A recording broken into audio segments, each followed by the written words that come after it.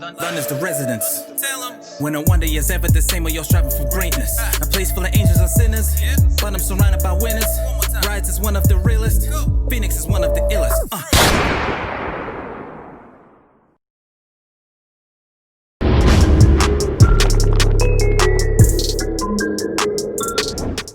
So, moving swiftly on, we are going to play a quick game of Push Berry Fire. Hey. Yes. It is backed by enormous demand. I just like to big myself up like that. But yeah, like I said, Push Berry Fire. For those that don't know about the rules of this game, we're basically, Mr. Rhymes has the power today. So we're basically going to give us 3 superstars on which one we would push to, push them to the moon, get a world title shot, honeys, men, whatever, all that kind of stuff, the glitz and glamour. Barry, who will constantly just get squashed every Monday night or every Friday night on SmackDown, and also who would we pretty much wish them all the best in their future endeavors. Hey. Right? So yeah, so we're gonna do 3 or 4 rounds.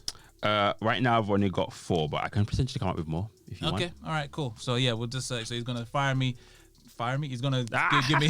Yep, we're firing you. We're pushing me. Thanks, guys. But yeah, so yeah, he's gonna give me 3 options and who I would like to push, bury, and fire. So without further ado, Mr. Rhymes. Okay. Well, let's go. I tried to keep it to somewhat of a theme and whatnot rather than just do randoms. However, I have got one random mix. So think landscape now and where everything is now. Okay. So I'll introduce it with SmackDown superstars. So your push, fire, bury. No, sorry. Yeah, push, fire, bury. All right. So we'll go with Murphy, Aleister Black, and Kevin Owens. Murphy, Aleister Black, Kevin Owens. Who would you choose? I was stuck on this for a long time. I kid you not. But then all of my even now I'm still kind of like I've got my choices here, but they're all worthy of a push. They're all worthy to it. But it's like, as I say, I figured if I'm gonna make it hard. Even now, I'm still kind of hazy on my decisions. But are you talking about do I have to factor in where they are currently now, or just in general? Well, factor in how they are now, but then you also got to consider what you could do with it, how you could change it, or if you feel like a superstar is too far gone. Of course. Okay. So I would push Aleister Black. I would bury Murphy. Ooh. And I would fire Kevin Owens. What? You can't fire KO. I just think, if you factor what they're doing now, he's the one that I am feeling the least. Just the way, and with this face, right, he needs to go turn heel ASAP Rock. He's not to say that he's a bad face, but I just don't. He's just one of the people that just should always be a heel. I digged the prize fighter gimmick, but all this stuff about he's changed his ways, and a person like that will never change their ways. But we said that about the Miz. Oh yeah, but then technically he proved us wrong. Oh, there you go. So you know. So yeah, I think if he keeps on going on this route and he doesn't change up, then yeah, you're gonna get future endeavored. Oof. Murphy, even though he will always get buried, but I know I would always get 4 to 5 star matches out of him, because he can work with anybody. I mean, so can Kevin Owens, but Kevin Owens has already had his time. Interesting. Yeah. So and then Aleister Black, I think his push is way they keep doing the start and stop thing. Mm-hmm. I hate I want to pick a fight, this dumb shit, and he's got this freaking Solid Snake thing going from Metal Gear Solid with the eye patch and stuff. He deserves more. I would put him. He's worthy of a Mania spot, to be honest. 110%. Okay. Interesting. So, because for me, I'll kind of racked my brain over this one, because even I was a bit like, okay, I'll choose these 3. Yeah. And I thought in my head, okay, I've got my lineup, and I was like, oh, do I agree with that? And then I was like, oh, and then even now, looking at it now, I was like, did I agree with my insurance? But so for me, I said that I would have pushed Murphy. Okay. Because I just see I see him as baby Seth Rollins, so I feel like there is so much that you can probably do with him and whatnot. And then again, I know that I'm gonna get a great match out of him and great chemistry in the match and stuff like that. So I said I would push Murphy. I said that I would bury Owens. You motherfucker! You and Fire Black, yo.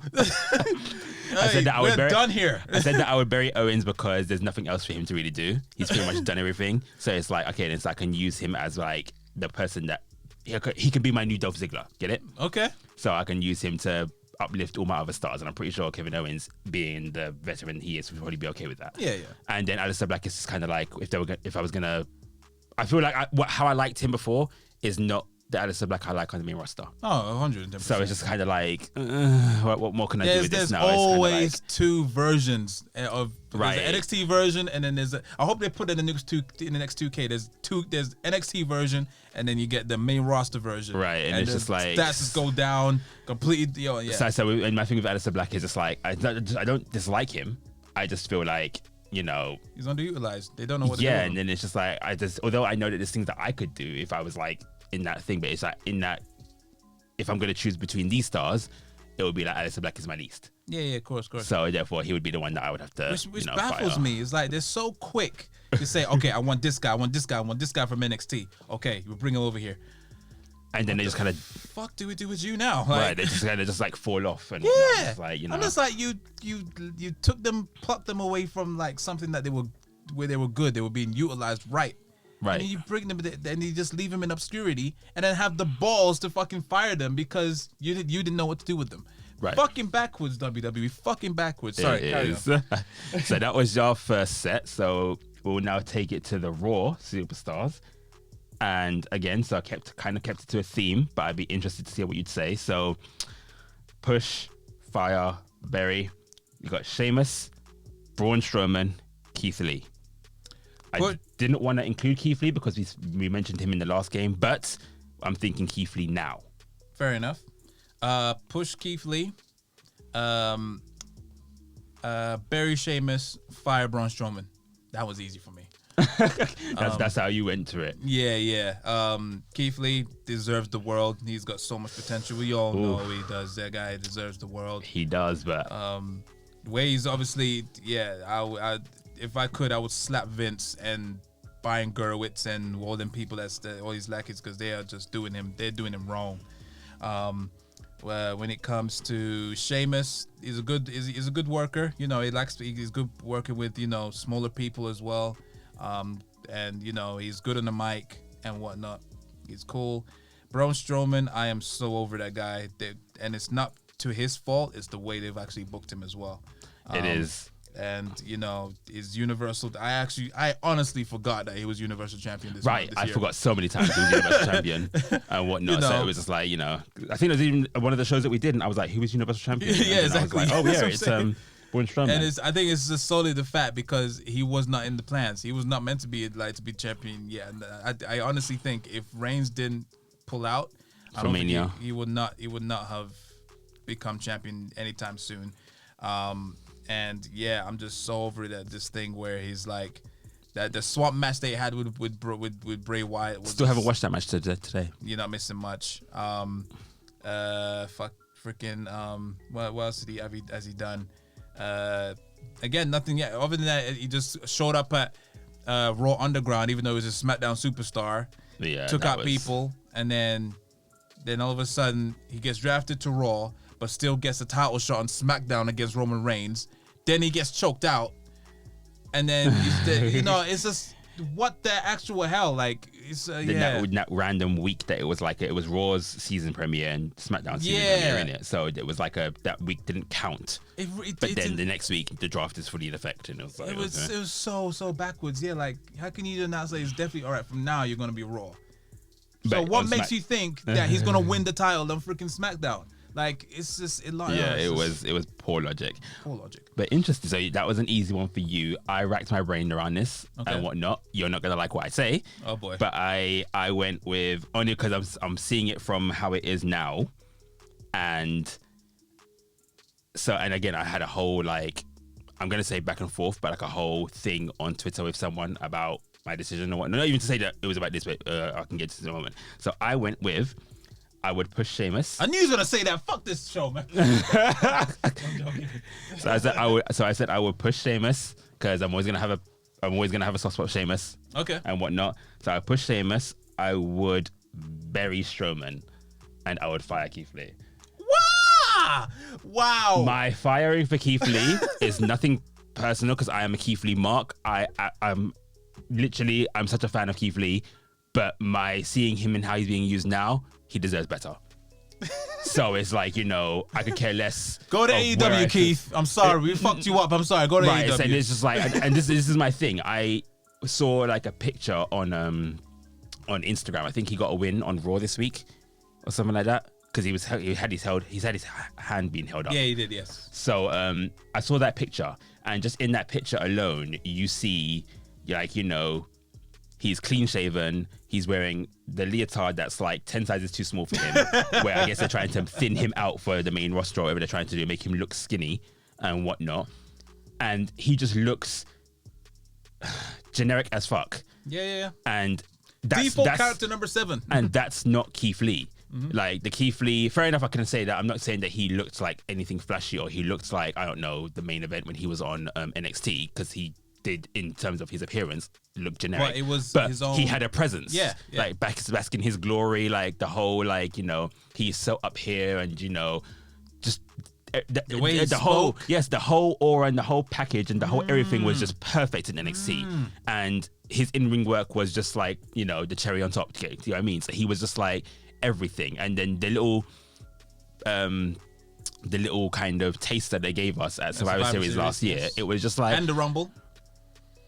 I will say the Rumble, but then because he was only there to make Lesnar look good, it was kind of like yeah. But then it's like so then it's like, when everything is there and everything is right, but again, you take him to the main roster and now all of a sudden he's getting changed. Yeah. And it was like, so the argument that but the back and forth I had with someone on Twitter was they were like, but then look at his wins and losses on the main roster. He's always winning and whatnot. So he's being built strong. And I'm like, it's not about the wins and losses. It's about how you presented. Right. And it's like, you've literally put him in that position now where if there was a crowd, Keith Lee would be that one that comes out to kind of no reaction and no one cares because he's not being used in a way for us to care. Yeah. And you've completely repackaged him and changed him from what we know from NXT or from what we know Keith Lee to be. So it's like you've taken him from being Roman Reigns status to now being like Dolph Ziggler or something. Not even Dolph Ziggler, like being like how Apollo Crews was being used at one point, constantly a main event kind of thing. You know what I mean? Like you've taken him from the star to now being on the mid card, and it's like Keith Lee is not mid card; he is the star. So it's just like at this point right now, it's like I said. So my initial tweet was that I feel like he's too far gone now. Mm-hmm.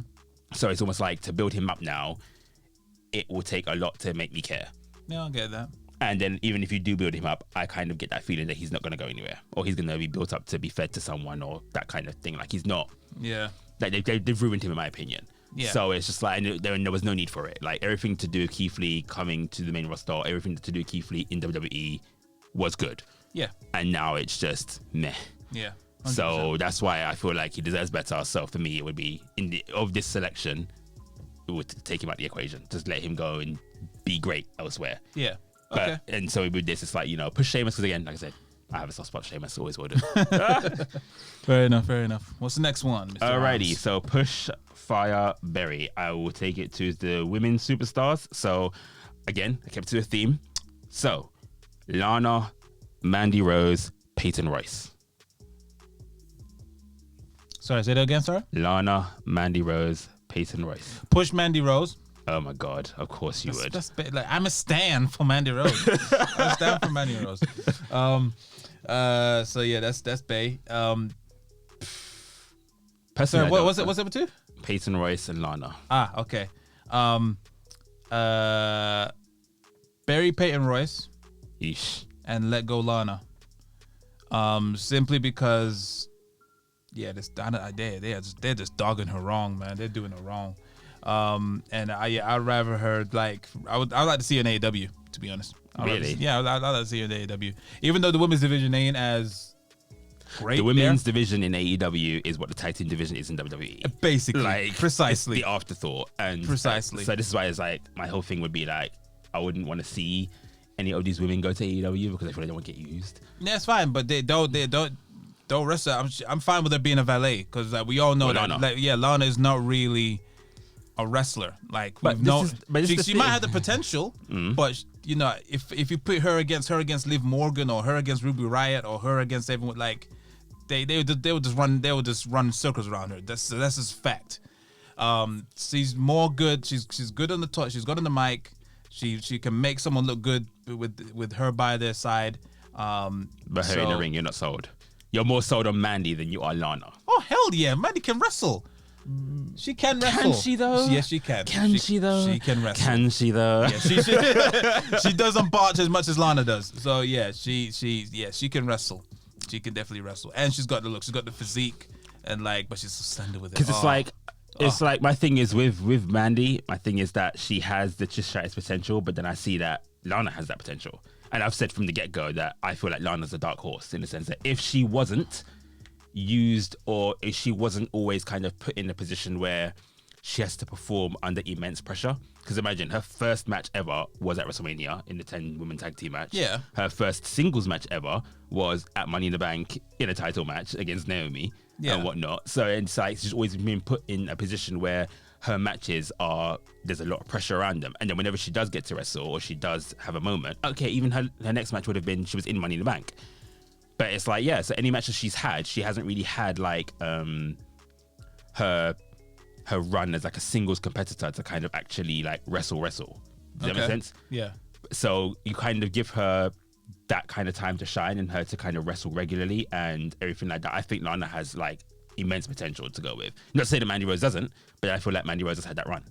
All right.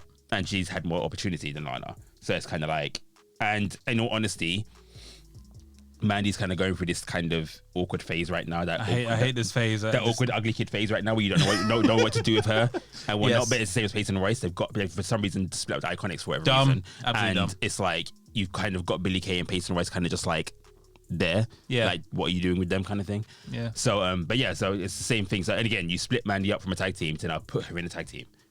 It's just like, you know, so yeah. It's like, I don't understand it. It's like they're afraid to pull the trigger on her, but right. I mean, yeah, hopefully she gets out of this phase. They have high hopes for it. They love of Mandy Rose, and like she's great. She's decent on the mic. She's beautiful. She has a great social media presence. I don't think she's great on the mic. She's not the best, but I mean, I can't think of anything she's done on the mic that really kind of sold me. Sonya was good on the mic. Yeah, Sonya's good at that. I mean, she can handle. She's good enough. Like she doesn't sound generic. She hasn't fumbled or anything like that. She's all right. But I think there's potential. So for you, Mandy is your potential, whereas Lana's my potential. Yeah, basically, yeah. And because of that, 110%. The only way to get the most out of her is if you push them. So yeah, her push. Peyton Royce, Barry, and then Lana. Barry Peyton. Hey, Barry Peyton, man. What? Just for your insolence of splitting up the Iconics. So, but then Peyton Royce to me was the star of the Iconics. I mean, they're both equally as stars as each other, but then Peyton. You gotta be joking me. Peyton was she was the one that kind of, I guess, stand out to me. Yeah, she was a good wrestler, but the talker was definitely Billie Kay. That's what I say. Like, of the two, right. they go together, but Billie Kay was the mouthpiece. Yeah. Peyton Royce was just the it factor. Fair enough. But then, so for me, for that, it was. So I'm pushing Peyton Royce, I'm burying Lana, and I'm firing Mandy Rose. That's just me. I don't dislike Mandy Rose though. Don't get me wrong. It's not a dislike for Mandy Rose. It's just that given how they've used her now, and the fact, like I said, you built her up to break out of the tag team division or break out of a tag team to put her in a tag team with another obscure wrestler. It's just like, I don't. Obscure wrestler. What the hell has Dana Brooke actually done? Okay, no, let's be serious now. Dana Brooke, like, she's been there for, I think, coming up to like 5 or 6 years, whatever it is, because she debuted on the main roster when Charlotte was champion and stuff like that. So Which was rushed as well. So let's go with like 2015 or whatever, but she was in NXT for less than a year before that, right? So she hasn't been there for 10 years, but in her 5 or 6 years, what has Dana Brooke done? She's been in Money in the Bank. She was very close and winning. She actually thought she won the Money in the Bank when she was really actually in the fucking office and she took down some replica. That was her moment. Yeah, she had a moment, and that's the only moment that you can think of that she's done, and it was only in didn't she scoop slam Rey Mysterio into a table? Yeah, in the Money in the Bank. Yeah, Money in the Bank. Yeah, No, I think fight.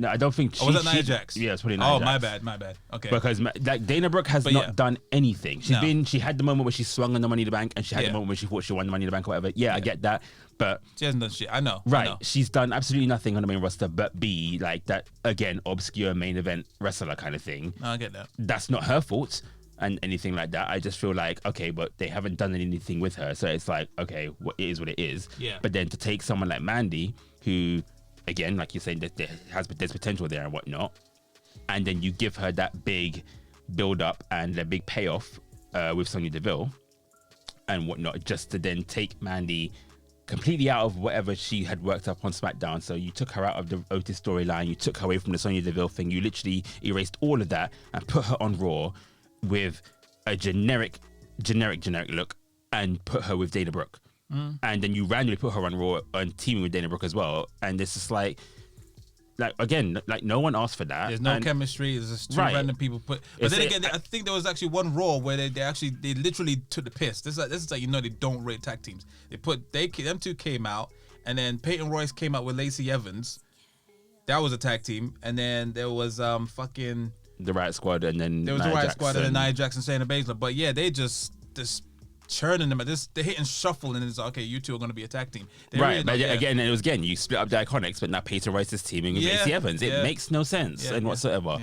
But then, so for me, I've always said that, like I said, Peyton Royce to me was a star of the Iconics, so you push her to the moon and whatnot. Again, I wouldn't say Lana. When I say bury Lana, I just mean that whole thing where Lana doesn't necessarily win now, but then again, make her wrestle, build her up, because she's still, I think, like the dark horse in terms of everything else. So I can still work with that. And then Mandy is just like, she's done what she's done. So be done with her. Fair enough.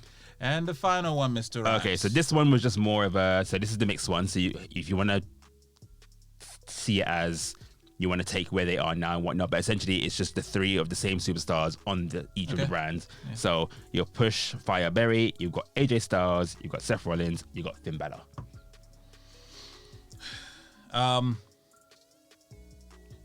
Shit. I told you they're all the same, and then they all do the thing. And how would you book this one?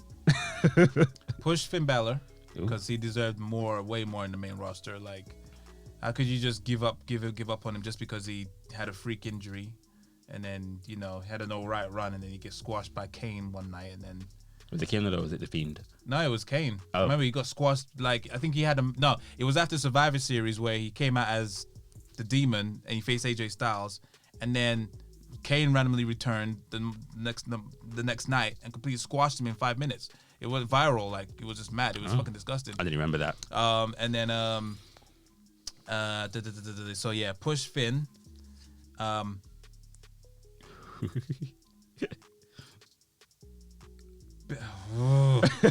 Barry.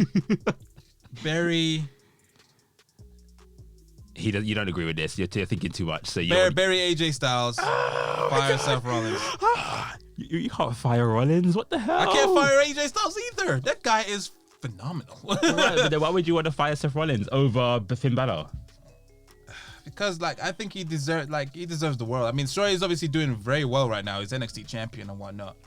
But I think he is due like a proper WrestleMania moment. I would make him win the Rumble. I would do that guy is, and I wouldn't put no cheesy fucking nicknames on him. The man that does extraordinary things or that bullshit.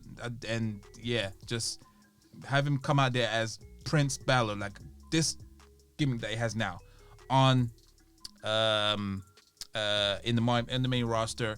Make him deliver that hard style, that strong style. Mm-hmm. So not so much high flying. Not so much high flying. He doesn't have to be a baby face. Just be a tweener. And then, just dominate. Just freaking dominate. He'll be a great champion. Have great matches with Shinsuke, AJ Styles, all them kind of people. And that's why, I would link him, make them two have a feud. And then, but Finn Balor keeps on burying AJ Styles. And then, Seth Rollins. I have lost all faith in him ever since the Hell in a Cell. Sure, I like this Monday Night Messiah thing that's happening, and for the greater good. But yeah, all this prophecy stuff, and he just keeps on losing He's the new Bray Wyatt. He's basically the new Bray Wyatt. And this obsession with the Mysterios, like, let it fucking go, man. Like, that's another thing as well. Like, we can get into that later. Let it go. So yeah, that's really interesting to me because my initial choice was very much the typical thing that you could imagine, I would say. Okay. However, today, not necessarily just now, but even like when I was like, before we even got here and whatnot, my choice did change to basically what you just said. Oh, wow. There we go. Fair enough. So initially my choice was I would fire Finn Balor and whatnot, but then I was tossed up between who am I pushing up, AJ and Rollins and whatnot. But then it's just that whole thing of we've had the AJ show, we've had the Rollins show. It's kind of like, it's typical. Yeah. But yet I am always going to have a soft spot for those two and that. So it's just kind of like, I can't not fire any of them two. But then it's just like, I also really like Finn Balor and whatnot. Even though I will say that I felt like this takeover for me wasn't solid. I enjoyed it, don't get me wrong. Yeah. But I felt like there was others that were better. Yeah, 100%. and whatnot. But then it's like, but then I do think like Finn Balor is owed a push, or he's owed the time to kind of really be like the star 100 and whatnot. But then it's just like, but then I kind of don't want to fire Rollins. But it's like, if I'm going to choose the two, I think that AJ Styles makes everyone look amazing in a match. Yeah. And and the sad thing is that I can say, or I think AJ Styles I think Seth Rollins has had bad matches. Oh yeah. And I can't think of an AJ Styles match that was bad. I can think of AJ Styles matches that weren't up to par. Like, but then even when his matches aren't up to par, they're still not bad. They're just not maybe like the fans maybe aren't into it, or maybe the match just hasn't delivered. But it wasn't a bad match. Yes. So even when you look at him and Ricochet, him and Cedric, when there was on the kickoff show, that was still a good match. Yeah. It was just 5 minutes. Squash Cedric, but it was still a good match. Yeah. And then it's like, but I could think that Rollins has had matches that are kind of like, oh God, exactly. Exactly.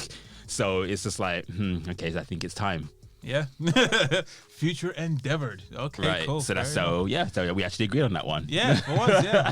Not bad. Oh yeah, but that was pretty cool. That was good choices. That was 100%. I tried to give a theme to all of them, so yeah. You know. That was cool.